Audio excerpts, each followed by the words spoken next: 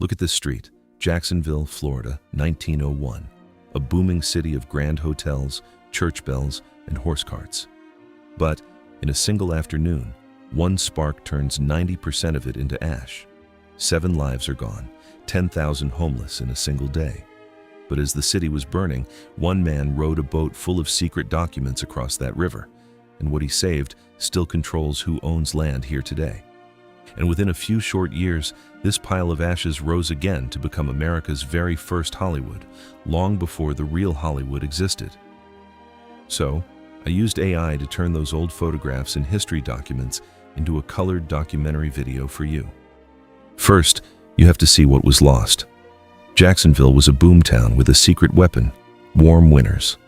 While New York and Chicago froze, wealthy Northerners rode trains south to this glittering resort on the St. Johns River, full of grand hotels and mansions. Around 30,000 people lived here, but the whole place had a fatal flaw. It was built almost entirely of wood, with wooden shingle roofs, and the winter of 1901 had been bone dry. The entire city was, quite literally, kindling. On Friday, May 3rd, 1901, it got its spark. Just after noon, workers at the Cleveland fiber factory in the La Villa neighborhood clocked out for lunch. Outside sat a 200-foot rack piled high with Spanish moss, drying in the sun to be stuffed into mattresses. Then embers from a nearby chimney drifted down into it. At first, it was nothing. The workers had put out little fires like this before with a few buckets of water. But this time, a brisk northwest wind lifted the flames before anyone could stop them, and inside the factory sat even more fuel: horsehair, feathers, and palm fronds. Within minutes, the whole building was gone, and the fire had a taste for the city.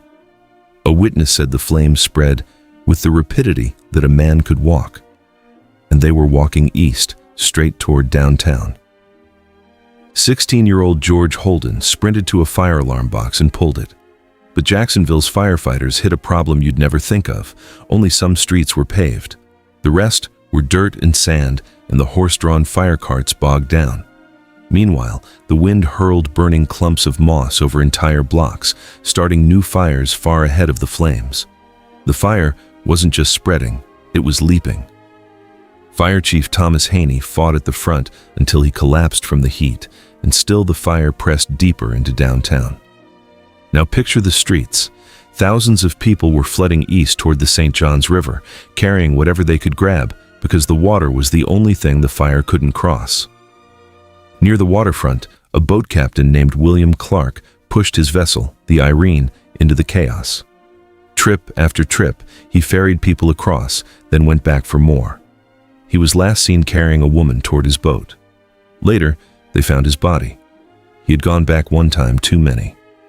And now, that rowboat I promised you at the start. At the Duval County Courthouse, believed to be fireproof, every property deed in the county was about to burn, the legal proof of who owned every home in the city. A young title clerk grabbed his company's handwritten copies, loaded them into a boat, and rowed them across the river. Hold that thought, because a century later, it's still shaping the city in a way you'd never guess. By late afternoon, the fireproof city was falling one landmark at a time. The Grand St. James Hotel is gone. The Armory is gone. Even the fire station burned to the ground. Around 7:30, the wind that had driven the disaster finally faded, and firefighters brought the flames under control. The numbers were staggering. In roughly 8 hours, the fire destroyed 2,368 buildings across 146 city blocks. A third of the entire city, nearly 10,000 people, were suddenly homeless. And yet, astonishingly, only 7 people died.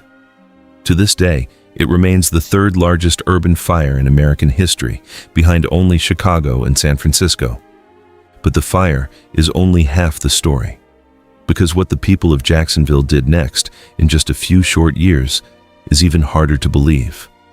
The morning after, downtown was a smoking wasteland of chimneys and rubble, with nearly 10,000 people homeless. Florida's governor declared martial law that very night and sent in state militia to stop looting. Soldiers ran the city for 2 full weeks before control was handed back to civilians on May 17th. And now, the payoff to that rowboat. The courthouse and every original deed inside it had burned, so those rescued copies became essential.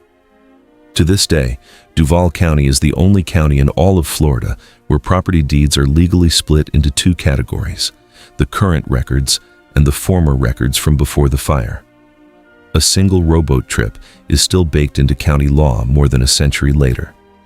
Then something remarkable happened. Instead of scattering, Jacksonville rebuilt bigger and vowed never to burn again. By October, just 5 months after the fire, the city had issued more than 1,000 building permits. Wooden construction was banned. The new downtown would rise in brick, stone, and steel. And the disaster drew in the man who would redraw the whole city.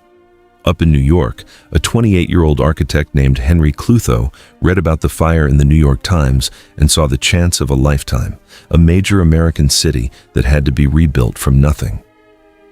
Within 2 months, he moved south, and he stayed for life.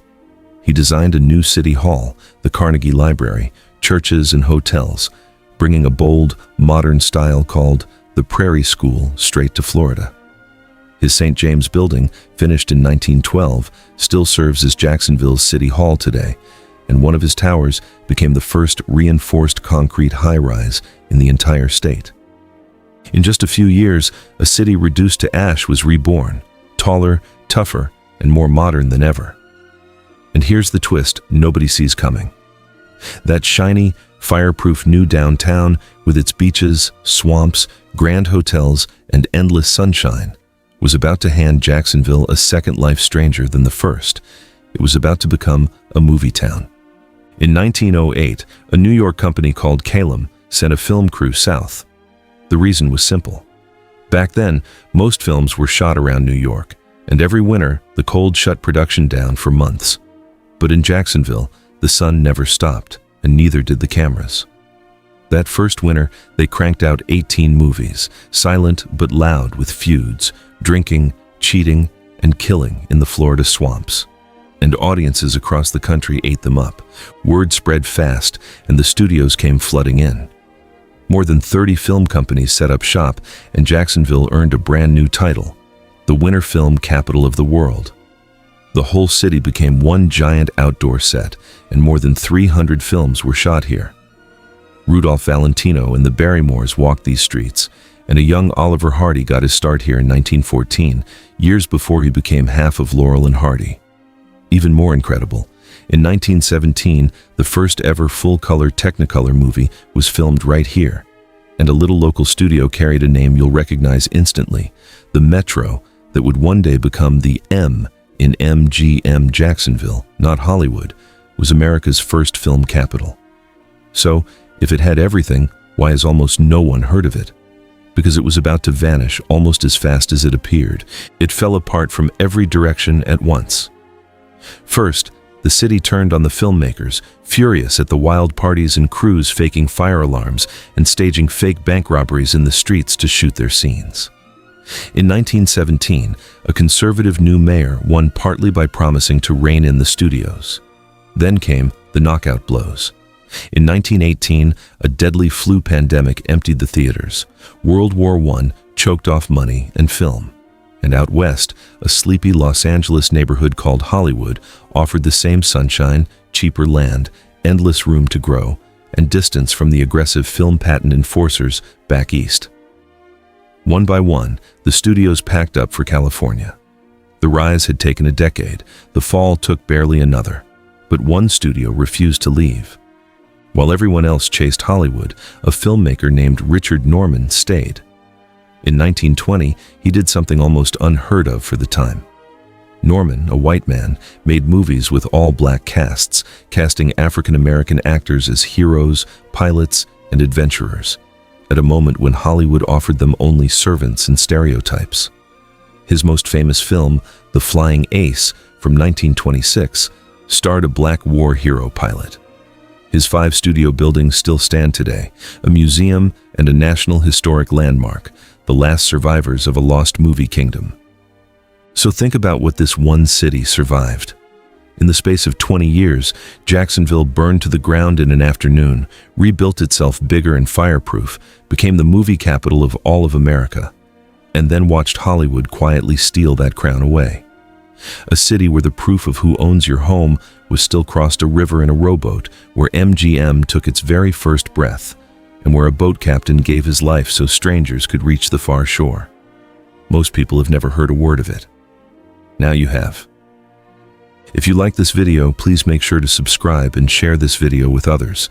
Let me know which AI reconstruction should I do next.